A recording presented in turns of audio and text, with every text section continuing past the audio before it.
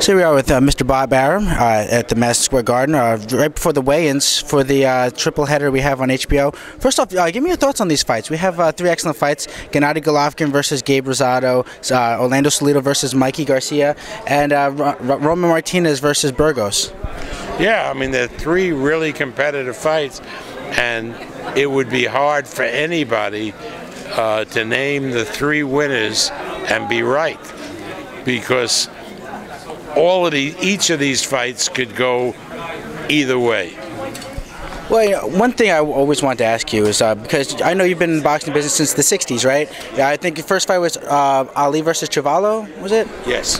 What keeps you motivated to stay on the cutting edge of boxing, and as far as technological advances and being on the cutting edge of how we are witnessing boxing and how we're getting it to the fans? Well, everything's different. If it was the same, I would be bored with it. But the technology has improved and gone to a level that nobody would have dreamed of when I first started.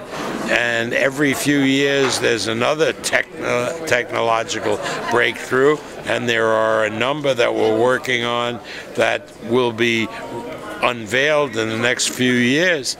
So, I mean, that's exciting. And then another thing that's exciting is the global reach, because of the fact that the world is getting smaller. The global reach of boxing, how all countries are getting involved.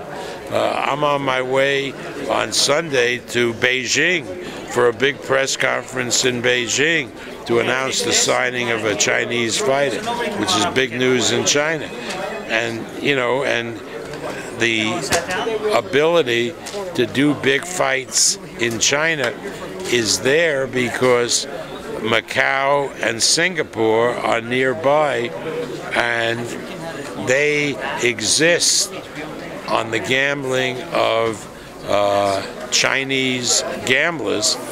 And so Macau, and to a smaller extent Singapore, will be like Las Vegas is in the United States.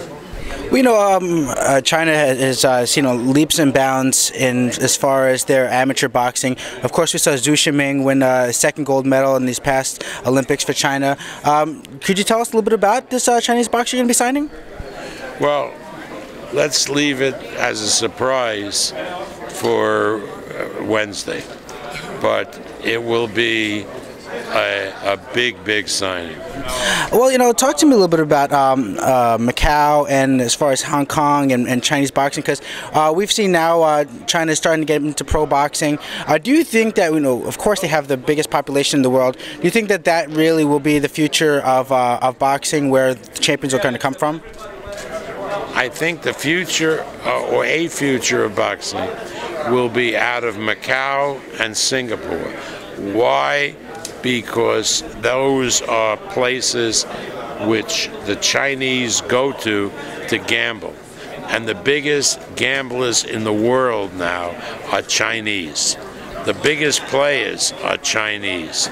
So obviously, if you present a sport to them that they get into, that's wonderful for the casino hotels that are hosting them.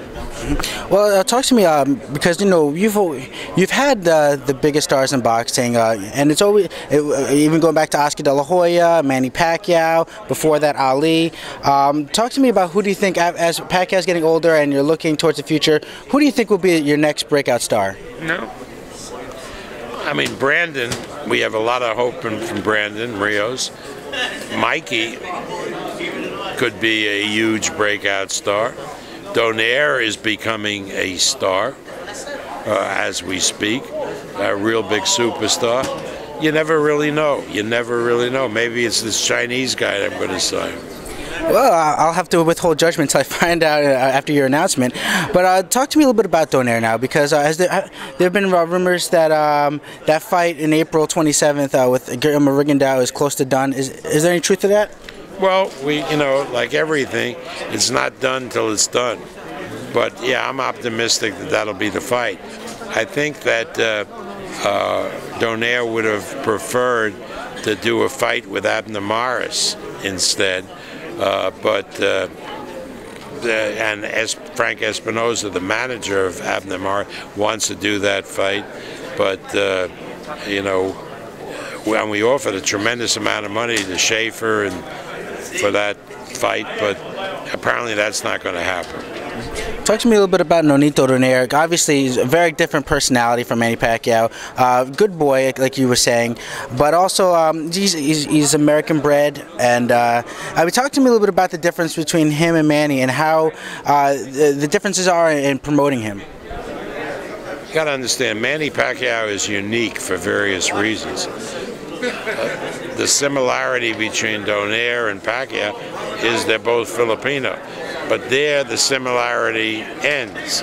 Manny Pacquiao is involved in politics and a lot of things that Nonito is not involved in. So they're totally different people. But Nonito Donaire's popularity is increasing, and he is becoming a major attraction. I was talking to the Zanfer head, Fernando Beltran, yesterday.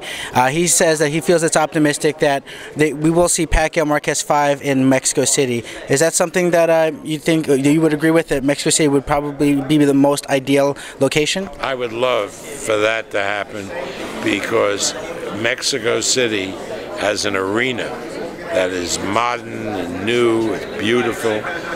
And when it was proposed that the fight last December be in Mexico City, I kiboshed that because it would have meant that Manny training in Big Bear in the snow and the ice. Now, if we make that fight in September, Manny would train in the summer in Big Bear, and it's lovely there. So, do we have anything in the works for Timothy Bradley? Yes, we do. And he'll be fighting, I believe, on March 16th. The opponent will be a surprise, and it will be named when we've got everything finalized. And Brandon Rios, is that certain on March 30th, rematch with Alvarado? Yeah, pretty certain. The contracts haven't been signed yet, but I think everything has been agreed to.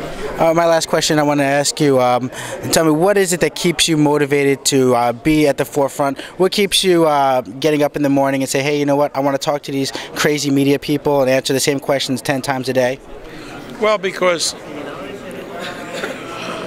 you know, every day brings new surprises in the social media, in the digital world, and all of that really stuns me.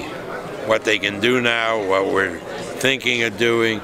I mean, crazy stuff that seems to me like science fiction. Like a technique has been developed digitally so that the fans will be able to see that when a punch lands, what kind of force it lands with. I mean, that's hard to believe. Yeah, I couldn't see that happening in the 60s, right? Couldn't see that happening 2 years ago. Thank you very much, sir.